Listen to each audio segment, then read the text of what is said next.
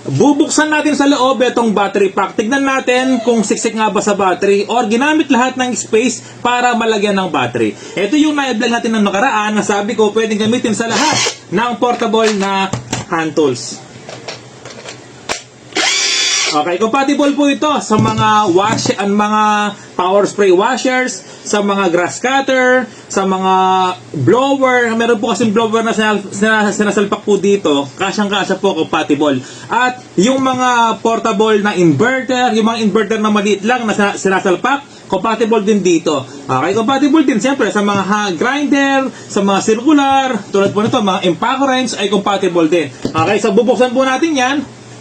Tingnan natin, no? So, bali, star yung kanyang pangkalas. Ito lang yung pangkalas natin, no? Flat screw. Star po siya. Ayan, bubuksan natin yan. Tingnan natin. Gusto ko rin malaman.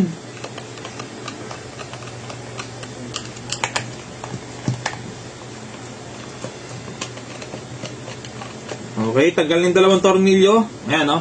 So, kapag hindi nyo matagal, kuha lang kayo ng flat screw. Kailangan nyo lang hulmahin ng konti.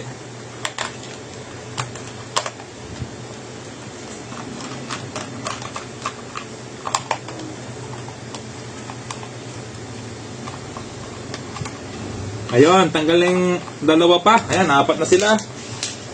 Ayun, tanggal na. Ayan, daming battery, oh. Ito, mga man, tanggal na. Ang daming battery.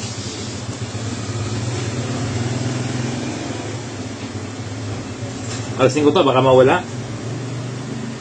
Tapos, ito, yung kanyang power button. Malalaman po dito, yung kanyang power button kung full charge pa, or 3 bar, 2 bar, 1 bar, malalaman po dito.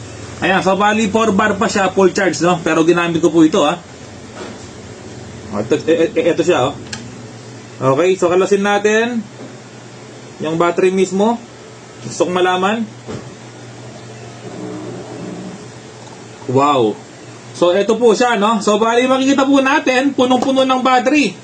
Ayan, so ibig sabihin, lahat ng space ng battery ay ginamit talaga. Kita nyo naman, no? So, ito po ay parallel connection lahat. Kita nyo yung battery pack. So punong-puno ng battery, siksik siya, oh.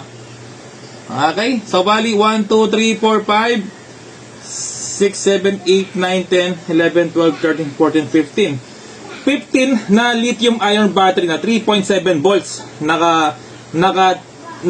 Bali tawag dito, naka 3 parallel by 1, 2, 3, 4, 5 series connection. Ayan, siksik. Lalagay ko yung comment sa link. Legit.